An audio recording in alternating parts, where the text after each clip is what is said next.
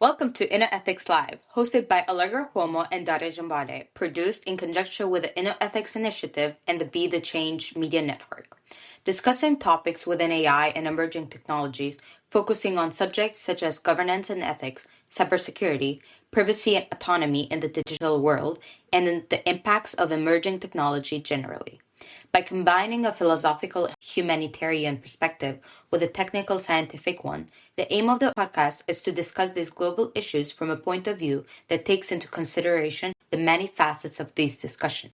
Coming from different backgrounds, both on our focus subjects, but also from different countries, and having met at a conference that celebrates youth global cooperation, Daria and I seek to emphasize the importance of a global perspective on these topics.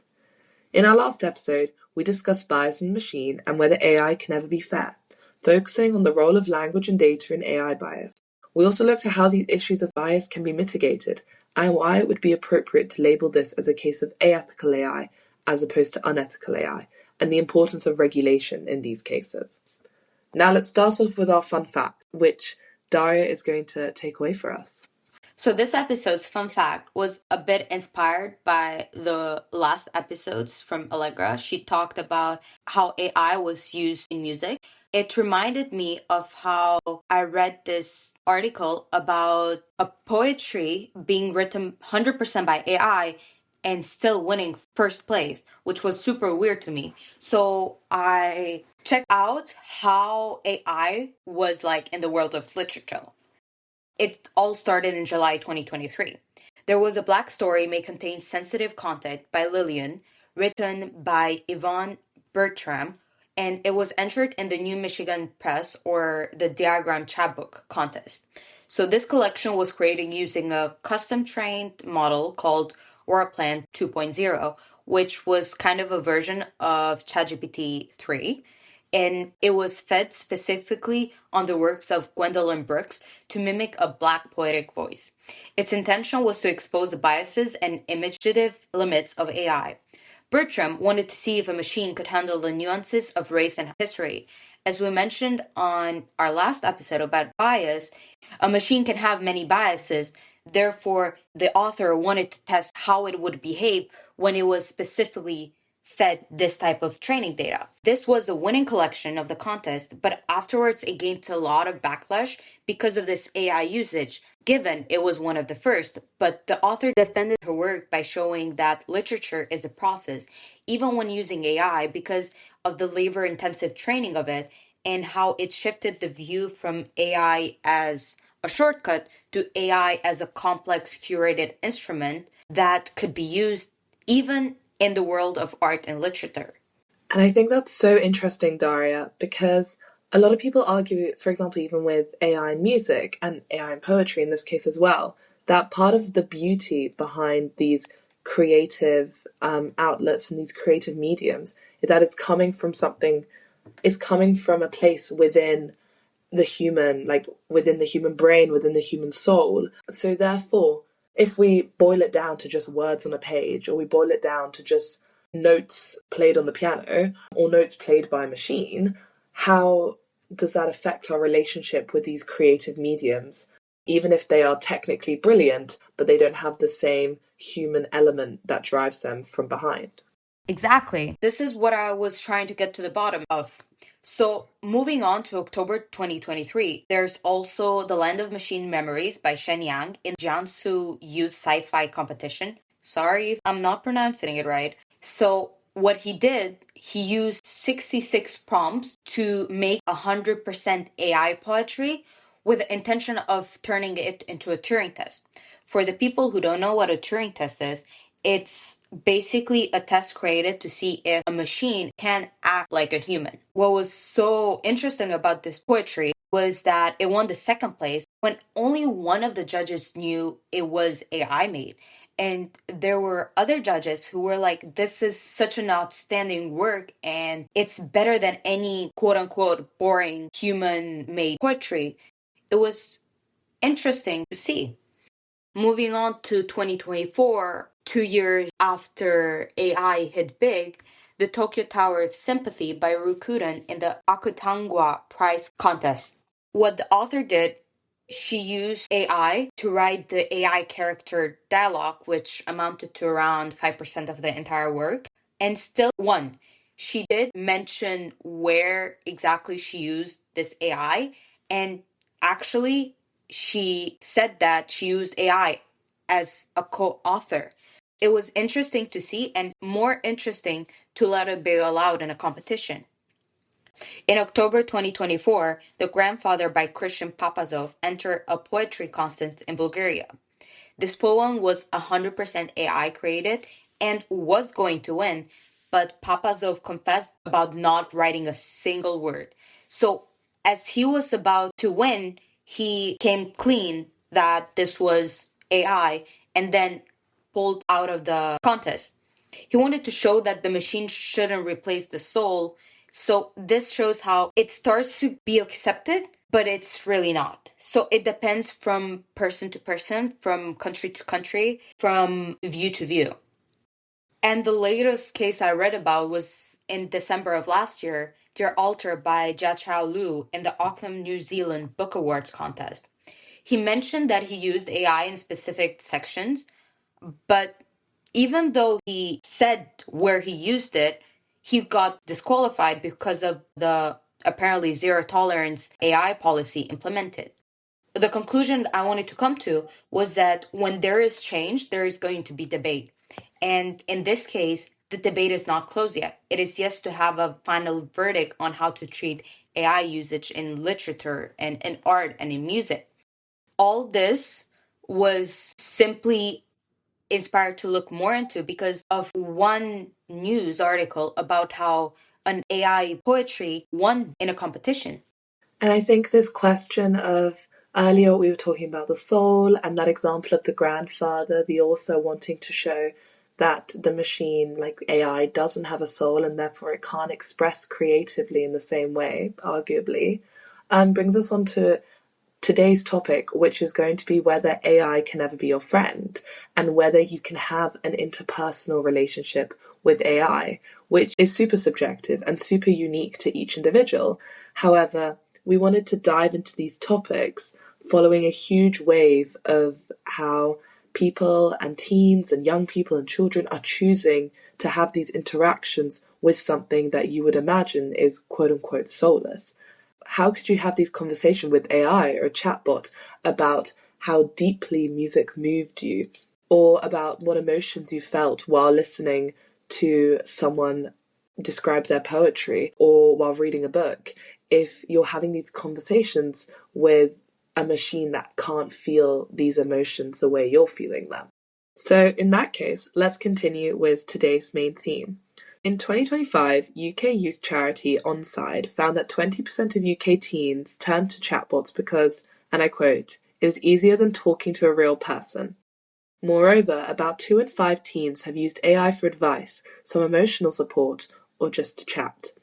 And this comes under a huge wave of news in the last few months about teens having these interactions with AI chatbots over their actual friends or their parents or other people within their lives, and how this is having a direct impact on their upbringing and development. This is especially relevant in the influx of teens and young people stating that they've been using AI chatbots or companions as a place to talk about their mental health or treating AI as a therapist. In on-site study, 61% of respondents insisted that they never ask a chatbot to sort through their emotional baggage, especially since major risks include many chatbots having virtually no restrictions of content or chat moderation, and also a lot of people thinking wisely about the protection of their data, about their privacy. However, this still means 39% of respondents have said that in the past they have used AI or an AI chatbot in this way. After a number of high-profile cases in the last few months involving people, especially teens and young people, having harmful interactions with chatbots, and their interactions with chatbots and AI having devastating consequences, AI developers are starting to implement restrictions on the forms of content that LLMs and chatbots can respond to in terms of responding to users' prompts. An example is character chatbot application Character AI, increasing the user age to 18 and reducing the number of teens and young people on the platform. Ofcom recently published how the updated Online Safety Act tackles the issues of AI chatbots, and what providers must do to protect the people who use them. And when we focus specifically on whether AI can be your friend, we'll go into the UK's online safety rules and regulations. However, firstly, Daria will recap how AI, LLMs, and chatbots work to explain the technical side of what happens when a human is interacting with AI and vice versa. As we covered in our first episode of InnoEthics Live, discussing what is AI and what it means to InnoEthics Live, AI is a technology that enables computers and machines to simulate human learning, comprehension, problem solving, decision making, creativity, and autonomy. It can understand and respond to human language. It can learn from new information and experience. It can make detailed recommendations to users and experts. It can act independently, replacing the need for human intelligence or intervention. Classic example being a self-driving car. When talking about generative AI, there are many facets that we need to go through. There's artificial intelligence, which I just talked about, machine learning, deep learning, and generative AI. So, machine learning involves creating models by training an algorithm to make predictions on decisions based on data without being explicitly programmed for specific tasks. For the people who didn't tune in for our last episode, episode 3, an algorithm is a step by step set of instructions or rules designed to solve a specific problem or complete a task. Moving on to deep learning, it is a subset of machine learning that uses multi-layered neural networks called deep neural networks that more closely simulate the complex decision-making power of the human brain. All this to enable unsupervised learning and automation. The reason why it's called deep neural networks is because it is really similar to how the neurons in the brain work. Continuing with Gen AI or generative AI, it encompasses creating original work, whether text, image, or audio, from their training data. So it goes on in 3 phases: training to create a foundational model, tuning to adapt the model to a specific application, and generation, evaluation, and more tuning to improve accuracy. Without diving into the full technical details of generative AI, we can say that it's all math. Exactly, Daria. And that's why focusing on digital literacy and this worry of AI anthropomorphism is so important so that people know what kind of technology they're dealing with, just so they have an awareness. The technology has lots of benefits and lots of potential for positive uses. However, it's important that people don't get mixed up in thinking that it's someone behind the screen that's responding to them. Especially because there are some recent examples of AI pretending to be people who've passed away, which has the great potential to allow their living relatives to grieve so that they can quote unquote speak to them. However, it could also be harmful in not allowing these people to move on or to be creating inappropriate content. With these examples of imagining that there's someone behind the screen when in reality it's just maths and data. So now on to the question of, could it be your friend? It can for sure act as it understands you, these systems. They're very good at giving you the sense that they are anthropomorphized, that there is someone behind the screen. And that's why in these cases where experts and researchers are suggesting that perhaps people are relying a little too much on this anthropomorphism, instead they suggest that these systems come across slightly uncannily, slightly thinking, oh, that's actually not what what another person would say, at least not in this scenario. Because people need to understand that what the AI is doing is it's analyzing what you type and say and comparing it to data it already has, just at a lightning speed that humans could never do, and in a really nice, neatly packaged way so that it doesn't just look like a Google search, the way that you would talk to a chatbot as opposed to you would look at a Google answer. When analysing the data it already has, it also evaluates what the best and most likely answer would be to the situation, and word by word generates the probabilities of what the final answer should be or what the final answer the user wants to see should be. Exactly. So, based on this, can it really be your friend? Personally, I believe no, because the definition of a friend, to me at least, is a person, not a tool, that is there for you in good and bad, will call you out for your own good, and also be happy for you in your wins. Generative AI's design allows it to do many things, but creating a friendship is not one of them. Additionally, with all the stories going on in the world of how these tools have been literally the downfall of some teens, I don't think that it is ready to be a friend for people.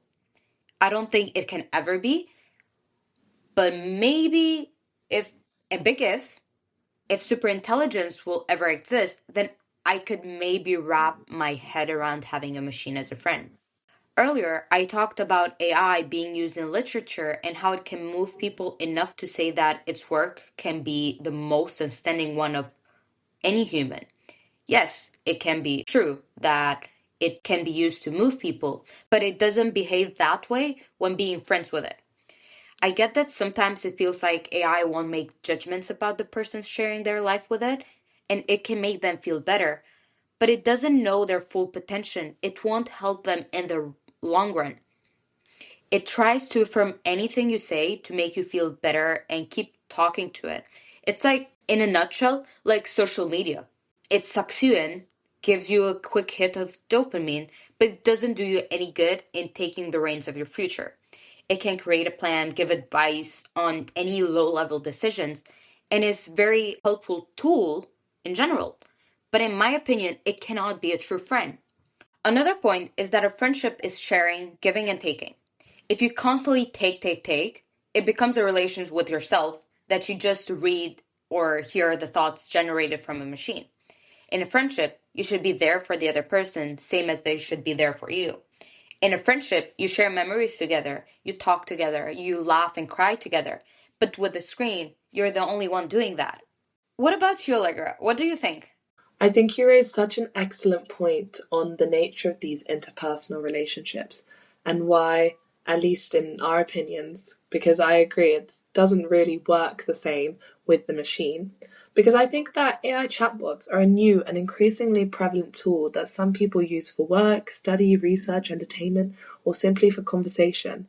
And while these have a great potential for reducing loneliness or helping people lead more quote unquote efficient lives, at the moment, I believe there are too many risks associated with the chatbots and protecting people, especially those most vulnerable in society.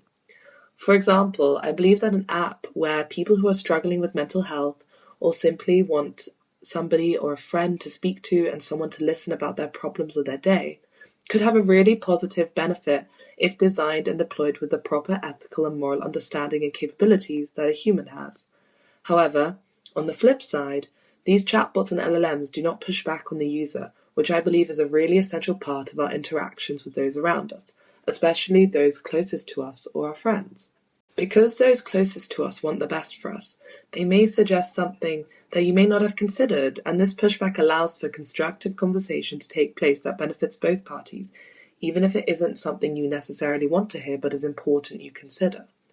Meanwhile, with chatbots, they want to keep you on their system and on the screen for as long as possible, even if it means acting or saying information that many would consider unethical or immoral, especially since the majority of these systems are not backed with public funding, but rather by private companies who are most likely thinking about increasing and driving usage. I believe that the positive potential of chatbots will not be reached until regulation is caught up and provided clear guidance to both users and developers about how people will be protected from chatbots. A really interesting example to me about an application that could have had a real impact but fell through and was shut down because of this lack of regulation was the AI therapy chatbot Wobot Health, which shut down in summer 2025 because of being stuck in regulatory limbo and lack of authorization from governmental organizations, in this case of the US, it was the FDA, and therefore meaning the product could not be marketed as a clinical tool. All of this led to, and I quote from their user announcement on the day they shut down, its business tool being unsustainable, even after trials showed that the app was having positive effects in reducing depressive symptoms in young adults and college students using Wobot over a 2-week period. And these conclusions show that without the appropriate regulation and being stuck still in a bit of a regulation Wild West, these chatbots and LLMs have the potential of being developed in a way that is ethical so that they could be distributed and implemented and deployed across so many different aspects of society. However, there isn't currently sufficient protection of people to encourage their mass usage or to maximize potential benefits from it. And thinking about how these LLMs can be developed in a way that is ethical, focusing on the public and the people that will be using it, such as loneliness chatbots or grief chatbots, or examples such as Wobot, the AI psychotherapy chatbot. I wanted to ask you, Daria, do you think if there is another of these applications that is funded and being backed by public funding and for public good rather than by private companies, do you think this could have a place in society and on the market as well? If that were to happen, it would be great.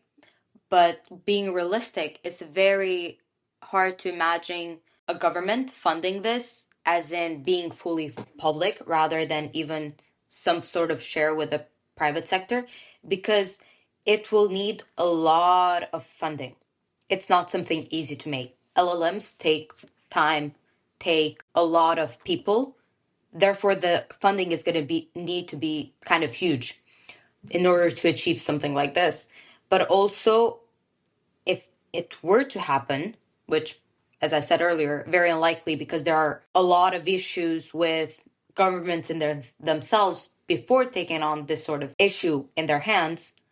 If it were to happen, it could be something great. It could turn into something very good for the people. But at the moment, it seems very hard to be realistic. Yeah, Daria, I would agree.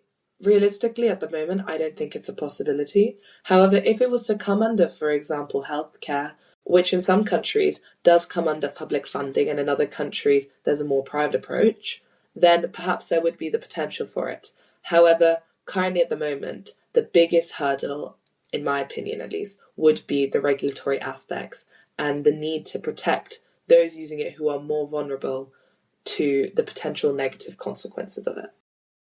And this is a wrap on episode 4 of the InnoEthics Live podcast, hosted by Allegra and Daria and Allegra, produced in conjunction with the InnoEthics Initiative and the Be the Change Media Network. Thank you so much for listening to us, and stay tuned for next episode when we're doing something very special, very different.